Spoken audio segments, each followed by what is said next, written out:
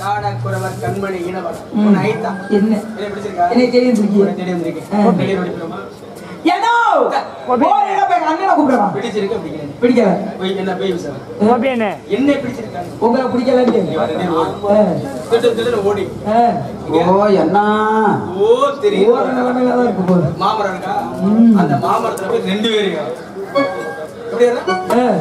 ரெண்டு பேரு ஒரு மாங்காய்க்கு மேல மர மாங்காய் வரைய கூடாது ஒரு மாங்காயை பறிச்சு இந்த பக்கம் நான் வாங்கிக்கிறேன் நீங்க அந்த பக்கம் வாங்கி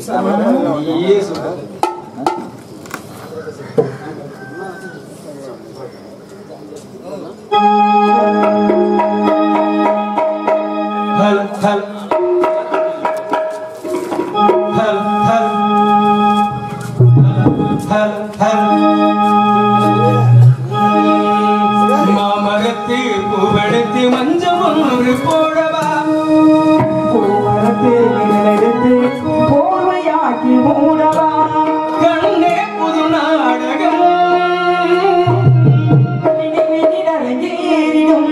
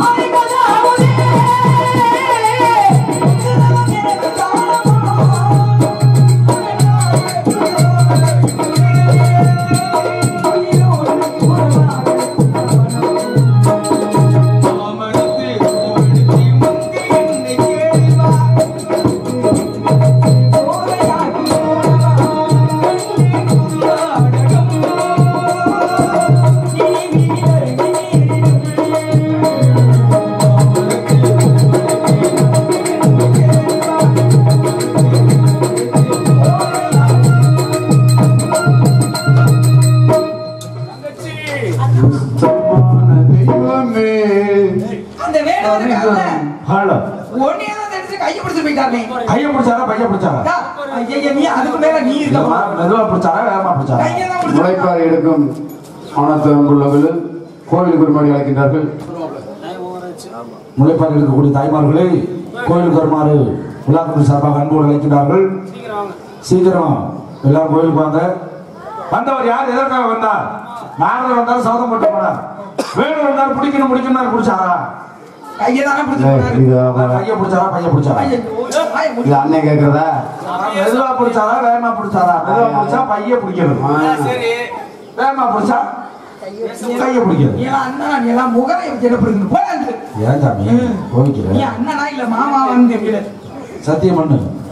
மனம் படைத்தேன் உன்னை நினைப்பதற்கு நான் பகைத்து விழுத்தேன் உன்னை மனம் படைத்தேன்